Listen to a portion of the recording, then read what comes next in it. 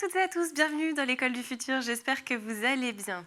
Au sommaire de cette émission, on commence avec un focus santé puisque justement il a choisi de démocratiser la santé et le bien-être en parlant autrement du corps, de la posture et des petits gestes du quotidien et c'est ainsi qu'il a conquis avec humour et pédagogie un large public en ligne et cette personne c'est un kinésithérapeute pas comme les autres, Grégoire Gibaud alias Major Mouvement. Et puis dans cette émission, on va parler aussi de santé, mais cette fois de santé mentale, avec une question. Le jeu vidéo peut-il devenir un outil de sensibilisation à la santé mentale? C'est en tout cas le pari du studio Ethical Games qui développe actuellement un thriller psychologique immersif. L'occasion de parler dans cette émission à la fois d'empathie dans le jeu vidéo, de représentation des maladies mentales, mais aussi de la manière dont le jeu vidéo peut parfois nous aider à mieux comprendre les autres, mais surtout soi-même. Et pour en discuter, nous recevons aujourd'hui Michael Delova. Bonjour. Bonjour. Vous êtes CEO et Creative Director chez Ethical Games. On va découvrir tout ça ensemble dans un instant, mais d'abord, vous le savez, c'est le focus. Il met en lumière les maux de notre corps et réunit plus d'1 million de personnes sur sa chaîne YouTube. Grégoire Gibaud, alias Major Mouvement, nous transporte dans son univers de kinésithérapeute passionné entre humour, divertissement et surtout conseil santé. Il est notre focus du jour présenté aujourd'hui par Dylan Colère. Il est assez stylé ton masque de Batman. Il te va super bien. En fait, s'il faut, Batman, c'est quelqu'un qui se trimballe un torticolis depuis le début. Bienvenue dans cette nouvelle vidéo. Mal de dos, mauvaise posture, besoin d'une consultation, ça tombe bien. On s'intéresse aujourd'hui à un phénomène qui révolutionne l'univers de la santé sur Internet. Major Mouvement. Grégoire Gibaud, kinésithérapeute de 37 ans originaire de Toulouse, est devenu en quelques années une figure incontournable de la vulgarisation médicale sur les réseaux sociaux. Diplômé en kinésithérapie, Grégoire a commencé sa carrière de manière plutôt traditionnelle. C'est en 2020, pendant le confinement, qu'il décide de partager sa profession. Son approche novatrice mêle expertise médicale, humour et divertissement. Et comme on dit, les chiffres parlent d'eux-mêmes. Major Mouvement, c'est aujourd'hui près d'1 300 000 abonnés sur YouTube et plus de 148 000 abonnés sur TikTok. Le vidéaste met en lumière les maux de notre corps en apportant connaissances et exercices pour mieux le comprendre. À travers des objets du quotidien, il illustre ses propos, rendant ses conseils facilement applicables. Est-ce que ça t'arrive parfois de vouloir gagner en amplitude pour toucher le sol et de sentir que tu es limité? Alors on peut déjà avoir un petit indice avec la tête. Si par exemple vous êtes ici et que vous êtes limité, si vous amenez la tête en arrière et que vous pouvez descendre plus bas, c'est que vous avez réduit la tension neurale et donc ce qui vous limitait à ce moment-là, c'était une mise en tension neurale. Au-delà des réseaux sociaux, Major Mouvement est aussi auteur de livres à succès tels que 10 clés pour un corps en bonne santé. Il invite également sur sa chaîne de nombreuses personnalités dont il essaye de déceler tous les secrets de leur corps. Aujourd'hui, une analyse de posture. Je ne sais pas si vous connaissez le concept. Dans ces vidéos, en fait, ce qu'on cherche à voir, c'est est-ce que le sport transforme notre corps? Et dans quelle mesure, moi, avec mon expérience de kiné, je suis capable de voir tes points forts, tes points faibles, tes douleurs, tes blessures. C'est la fameuse analyse de posture. Oh putain, ça rime. Malgré son succès, Grégoire maintient une pratique clinique, soulignant l'importance du contact direct avec ses patients. Il représente aujourd'hui une profession peu médiatisée, lui qui conjugue habilement expertise médicale et communication moderne. Un phénomène qui pourrait bien influencer durablement la manière dont nous appréhendons notre santé au quotidien. Pendant longtemps, le jeu vidéo a surtout été vu comme un simple divertissement. Mais aujourd'hui, certains studios essaient d'aller plus loin, raconter des sujets de société, provoquer des émotions fortes, voire sensibiliser les joueurs sur des réalités humaines plus complexes. C'est précisément l'ambition du jeu qu'on va découvrir aujourd'hui, The Others, un jeu narratif et psychologique qui plonge les joueurs dans un univers inspiré des troubles cognitifs et de la santé mentale que je vous propose de découvrir tout de suite dans le talk. Et pour m'accompagner en plateau aujourd'hui, j'ai le plaisir de recevoir Michael Delova. Vous êtes CEO et Creative Director chez Ethical Games. Alors Michael, on va commencer cette émission avec une question simple. Est-ce que vous pouvez nous présenter dans un premier temps ce qu'est Ethical Games ? Ethical Games, c'est l'aboutissement déjà, je pense, de mon parcours dans l'industrie du jeu vidéo, qui a commencé il y a plus d'une dizaine d'années. Hein. Je suis passé par les grands studios de jeux vidéo, notamment Ubisoft qu'on connaît, mais aussi des studios à l'international. Et au fur et à mesure, je me suis spécialisé sur tout ce qui était enjeu éthique du jeu vidéo, donc tout ce qui est diversité, inclusion, accessibilité, maintenant un petit peu santé mentale. L'idée pour moi, c'était de créer des jeux vidéo qui auront un impact positif sur le monde. Je le rappelle, le jeu vidéo, première industrie culturelle au monde, bien devant le cinéma, bien devant la musique, on a tendance à l'oublier, et surtout média qui touche 90% des 12-25 ans, donc vraiment là où l'esprit se construit. Donc utiliser le jeu vidéo aujourd'hui pour ouvrir les esprits, pour sensibiliser, pour éduquer, ça faisait sens tout simplement pour moi, puis après tout est dans le nom, hein, Ethical Games forcément. Oui, et puis effectivement, c'est un bon vecteur pour le faire, encore une fois, vous le rappelez, cette industrie est la première industrie culturelle. Si vous êtes en plateau aujourd'hui, en revanche, c'est pour nous parler d'un tout nouveau projet qui est en cours, un jeu qui devrait sortir prochainement, en tout cas on l'espère, il s'appelle The Others. Vous nous en dites quelques mots ? Alors oui, prochainement, j'espère aussi, mais ça prendra un petit peu de temps. Hein. Oui. Ça fera un petit peu de temps de faire un jeu vidéo. Mais oui, c'était à la fois ma volonté, comme j'ai dit, de faire des jeux à impact social sur un sujet qui me concerne personnellement. Ma maman souffrait de troubles borderline, moi aussi, je suis TDAH. Donc ça fait des années que je m'intéresse au fonctionnement du cerveau, hein, aussi bien sur les pathologies du cerveau, mais aussi les handicaps cognitifs et la santé mentale. Et je crois qu'aujourd'hui, la santé mentale, surtout, ça concerne tout le monde. Je crois que c'est la grande cause nationale. Hein. C'est la grande cause nationale et on a tous et toutes, de près ou de loin, malheureusement effleuré un problème de santé mentale, que ce soit nous-mêmes ou un proche. Je parle aussi de pathologie du cerveau, puisque je parle aussi de la maladie d'Alzheimer, avec notamment une référence à ma grand-mère qui a Alzheimer en ce moment. Donc le sujet faisait sens. En plus de ça, moi j'ai été aussi UX designer, donc vraiment comment on va utiliser les neurosciences et les sciences cognitives dans le game design. Donc le cerveau, le fonctionnement du cerveau, ça a été toujours au cœur de ma vie et de mon intérêt. Est-ce que vous pouvez nous donner un petit peu aussi le synopsis de ce jeu, qu'on commence un petit peu à se plonger dans l'univers en régie, je suppose qu'on va aussi nous proposer quelques images, que vous compreniez un petit peu ce qu'est The Others. Oui, tout à fait. Déjà, en termes de référence, on peut parler de Shutter Island. Ça parle pas mal, puisque les gens connaissent. En termes de jeux vidéo, on va être sur Life is Strange, What Remains of Edith Finch, pour les personnes qui connaissent un petit peu. Mais en gros, l'idée, c'est qu'on évolue dans un ancien manoir, qui est devenu un centre d'études du cerveau qui étudie les pathologies les plus lourdes du cerveau. Et concrètement, nous, on est là, on a ce rôle d'aide-soignant, d'aide-soignante, et on va devoir enquêter sur les mystères de ce manoir. Il se passe des trucs chelous, il y a quelqu'un qui a disparu, et pour enquêter, on va devoir délier la langue des patients, des patientes. Pour cela, on va devoir les aider dans leurs problématiques, souvent liées à leur pathologie, et on va se rendre compte assez rapidement qu'on a un don d'empathie exacerbée, j'aime dire. Quand on touche quelqu'un ou que quelqu'un nous touche, on absorbe son état psychique et cognitif. Donc en fait, on va vivre la réalité de la maladie, et je vais utiliser les mécaniques de jeu tout simplement pour vous faire expérimenter c'est quoi avoir Alzheimer, c'est quoi être borderline, c'est quoi la schizophrénie. Et selon moi, le jeu vidéo, c'est le meilleur outil aujourd'hui pour sensibiliser grâce au pouvoir de l'immersion, parce que dans un jeu vidéo, on joue à être quelqu'un d'autre, on joue à vivre une autre réalité. Oui, c'est ce que j'allais dire, c'est que finalement, on peut un peu vous mettre à la croisée d'un jeu extrêmement immersif et à la fois, j'ai envie de dire, d'un serious game, parce qu'en fait, on apprend des choses à travers votre jeu vidéo. Ce que moi je trouve intéressant, j'aime pas trop le terme de serious game, ou en tout cas j'aime pas l'initiative du serious game, parce que je trouve qu'un serious game, ça donne pas envie de jouer. Moi, le serious game, pour moi, c'est un peu le cahier de vacances. On nous enrobe, ou le gâteau américain, là, plein de glaçage enrobé, et dessous, le gâteau, il est dégueulasse. Donc, c'est un peu... on enrobe du travail en forme de jeu vidéo. Non, moi, je fais d'abord un jeu vidéo, et en filigrane, en seconde lecture, on va apprendre des choses par le pouvoir de l'immersion, par le pouvoir de l'émotion. Et je trouve que c'est comme ça qu'on va toucher un public qui va être plus mainstream, et qu'on va pouvoir sensibiliser des personnes qui ne sont pas forcément concernées. Si je prends le sujet des représentations queer, si on fait un jeu très queer, on va le vendre qu'à des personnes queer qui n'ont pas besoin d'être sensibilisées à la cause et aux enjeux queer. Par contre, si on prend l'exemple de The Last of Us, qui est un succès incroyable, c'est d'abord un jeu post-apocalyptique, un peu avec des zombies, des trucs comme ça.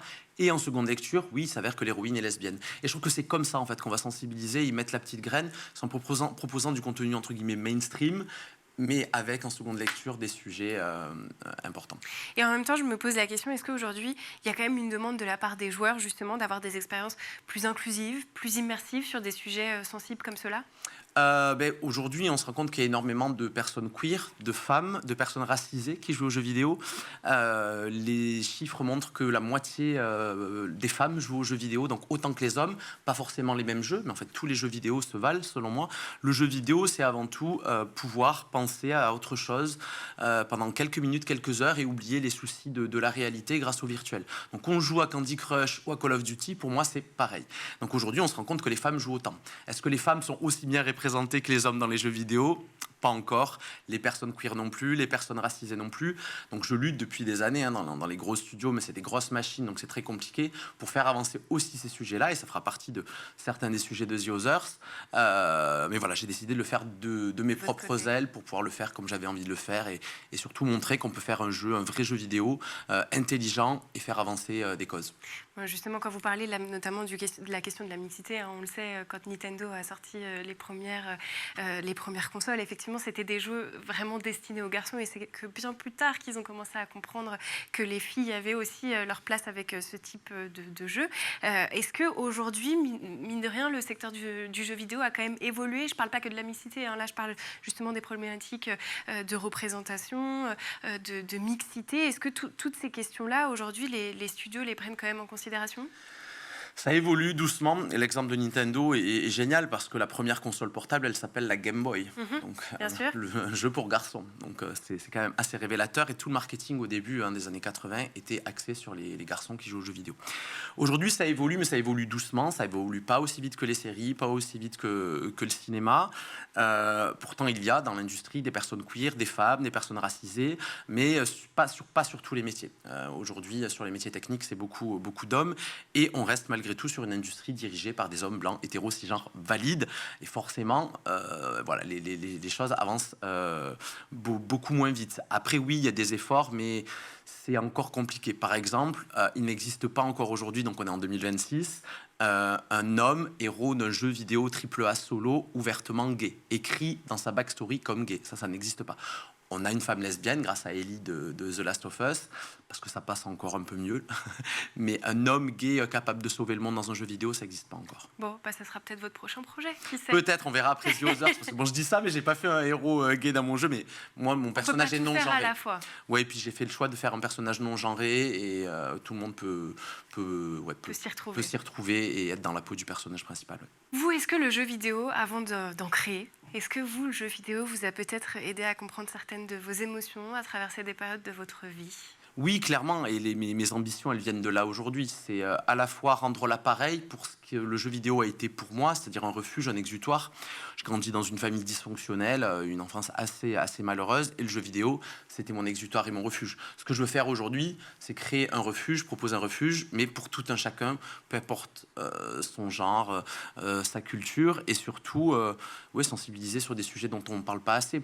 Les pathologies du cerveau, les maladies psychiques, c'est un des sujets de The Others, mais il y en aura beaucoup d'autres. Je vais par exemple parler des thérapies de conversion dans les camps de concentration, sujet dont on parle assez peu. Et alors, justement, pour ce jeu The Others, qui est la cible? Je veux dire, notamment en termes d'âge. Alors, forcément, on va toucher à des sujets un peu compliqués. Donc je pense qu'on sera sur du PEGI 16. Je rappelle, PEGI, c'est la classification européenne des jeux vidéo. Les parents, faites attention au PEGI quand vous faites jouer vos enfants. On est sur le fil de l'horreur quand même, parce que je suis un gros fan de films d'horreur. Mais on ne sera pas dans l'horreur, on reste sur du thriller psychologique. Mais ouais, je limiterai pas mon audience à 18. Et je resterai sur le fil de l'horrifique sans jamais y aller, parce que c'est un sujet qui me passionne et qui va très bien avec le sujet de la maladie mentale et tout ça. Oui, effectivement, on a vu les visuels. Ouais, c'est pas très gai. C'est assez très fun dans la vie. C'est vrai, quand on voit le jeu, on se dit OK. Bon, qu'est-ce que le jeu vidéo va aussi permettre de faire émerger émotionnellement auprès des joueurs? Quelle est l'idée derrière? L'idée, c'est de la compréhension, c'est de l'empathie. Comme je le rappelle, The Others, c'est un jeu sur les autres et sur l'empathie et sur le fait de... c'est en allant à la découverte des autres qu'on se découvre soi-même. Donc ce que j'espère, c'est ouvrir les yeux, lever les tabous, mais aussi accompagner les personnes en souffrance qui peut-être vivent ces pathologies et essayer d'en parler autrement. Il y a une phrase qui est très forte dans The Others, c'est que c'est de la plus sombre des obscurités que naît la plus belle des lumières. C'est-à-dire que je vais traiter des pathologies sans misérabilisme et sans pathos. Il y aura des moments d'humour, il y aura de la beauté, parce que des fois, il y a de la beauté dans la maladie et il y a de la beauté aussi des fois dans la souffrance. Mais alors, j'imagine que du coup, il y a un vrai équilibre aussi à trouver. Là, vous l'avez pointé du doigt, entre sensibiliser et sans tomber justement dans le voyeurisme, dans quelque chose de trop caricatural. Comment vous avez abordé ça? Comment vous allez aborder ça? Est-ce que vous vous êtes entouré justement de personnes peut-être malades, de spécialistes? Oui, c'est clairement le but pour chaque pathologie ou maladie psychique que je vais traiter. Je vais me faire accompagner de spécialistes. Là, pour le prototype du jeu, je travaille sur la maladie d'Alzheimer. Donc, je travaille avec les Jardins de Sophia, qui est un centre Alzheimer à côté de chez moi, à Montpellier. J'ai un neuropsychologue, Mathieu Serbet, qui travaille avec moi, qui va travailler avec moi, qui a écrit justement Jeux vidéo et santé mentale. Donc, il connaît très, très bien le sujet. Et l'idée, c'est à chaque fois de parler de manière vraie, sensible, en parlant avec des professionnels, mais aussi des patients et des patientes. Bon, on va continuer à parler de The Others, ça sera en seconde partie d'émission. Mais d'abord, vous le savez, c'est le moment d'aller faire un petit tour sur la planète tech. Images et vidéos, c'est le meilleur d'Internet, c'est la sélection de Dylan Coller.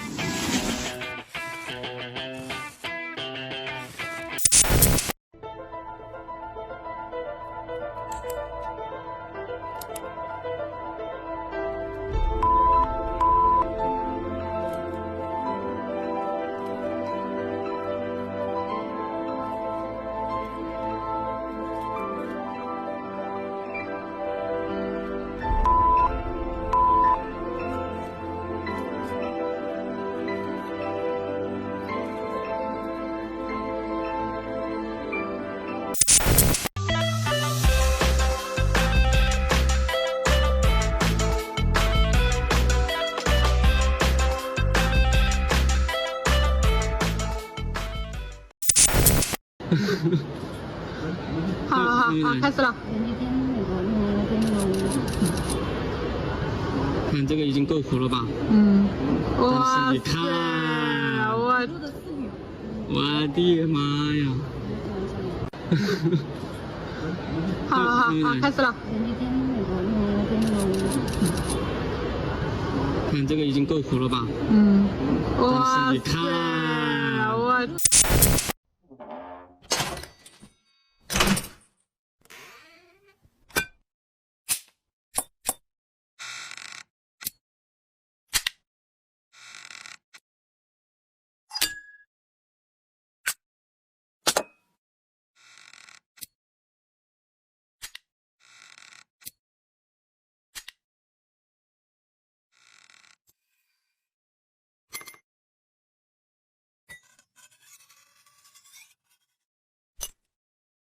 Et nous voilà de retour sur le plateau de l'École du Futur. Bienvenue si vous venez nous rejoindre sur School TV. Je suis toujours avec mon invité Michael Delova, CEO et Creative Director chez Ethical Games. Donc, comme vous l'aurez compris, on parle de jeux vidéo et plus particulièrement de jeux vidéo qui sensibilisent à la santé mentale, mais pas que. On continue à en parler en seconde partie d'émission.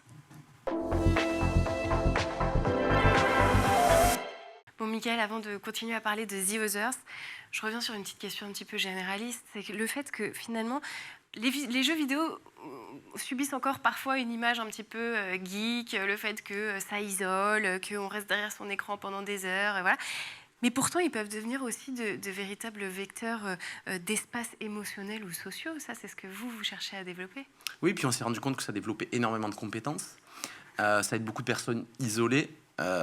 Justement, il va y avoir des personnes, je pense aux troubles du spectre autistique ou des personnes tout simplement qui ont des problèmes de sociabilisation, qui vont arriver à se faire des amis par le jeu vidéo, par la barrière de l'écran.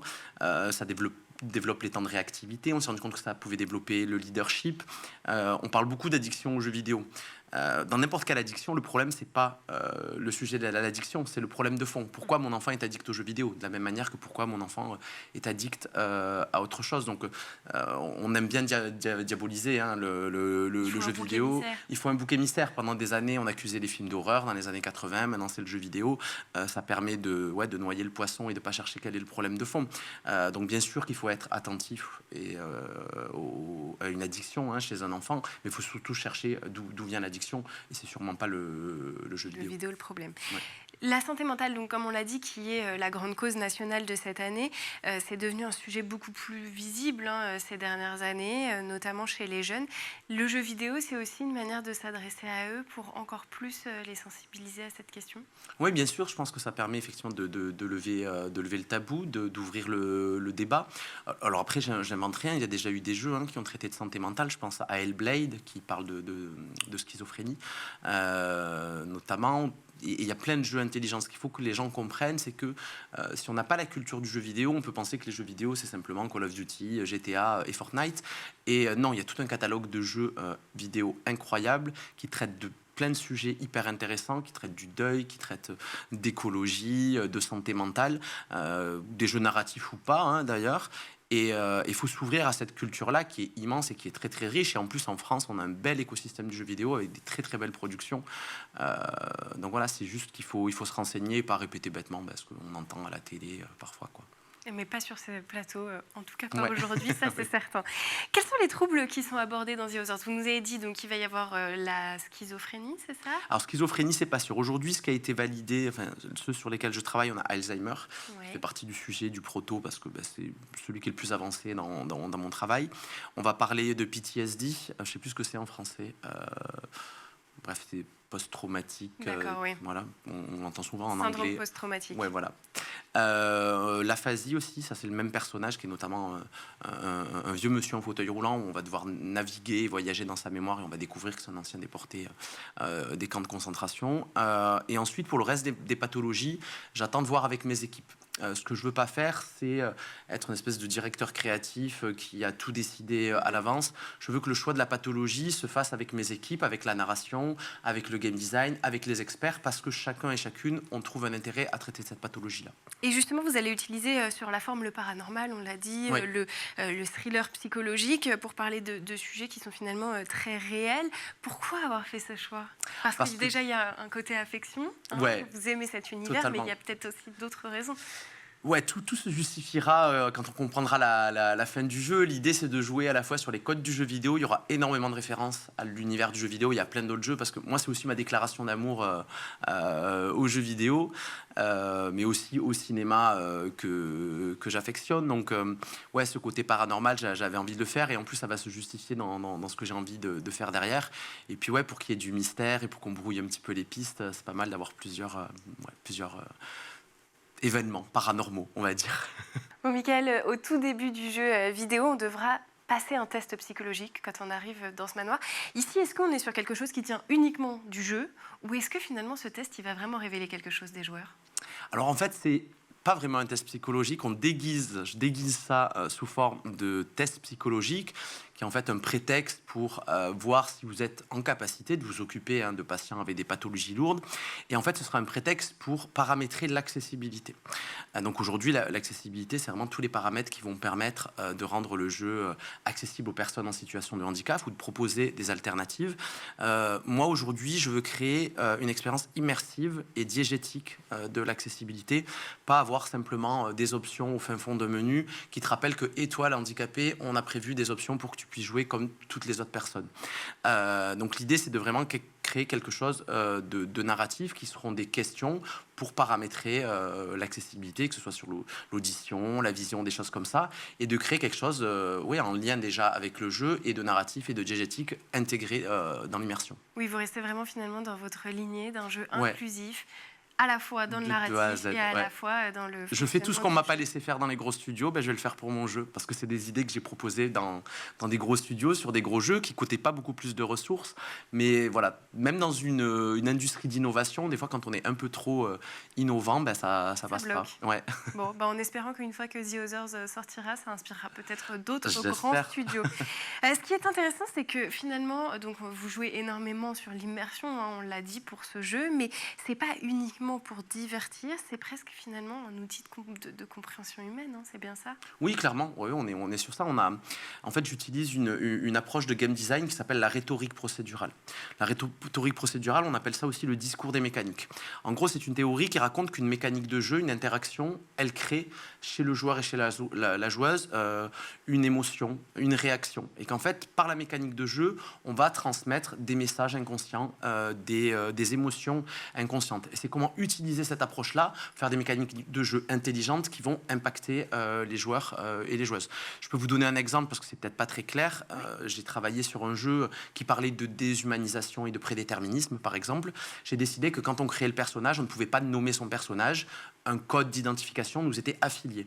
Par cette mécanique ou cette non-mécanique, qui est je ne peux pas nommer mon personnage, je participe inconsciemment à parler de prédéterminisme et de déshumanisation. Voilà. Bon, effectivement, c'est un petit peu plus clair dit comme ça. Dans The Others, le joueur, on l'a dit ça aussi, il doit gagner la confiance des différents patients pour pouvoir avancer. Pourquoi avoir construit le gameplay spécifiquement autour de l'empathie? Parce qu'il y a aussi cette notion de toucher le personnage et donc d'ingérer sa propre vision du monde, sa propre pathologie.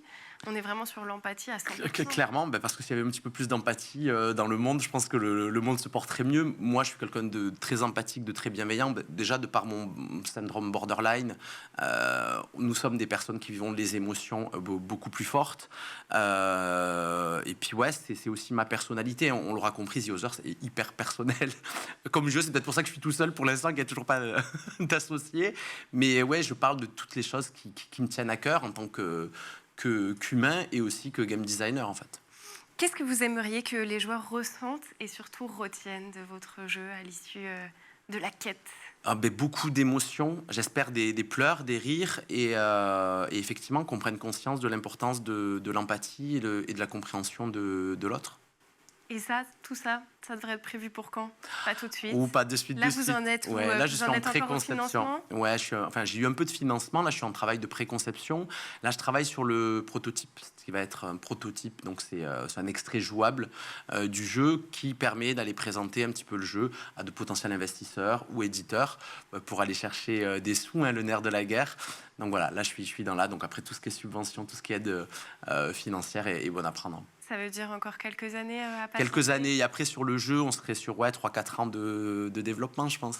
Bon, on se donne rendez-vous dans 3-4 ans j'espère, pour pouvoir en parler.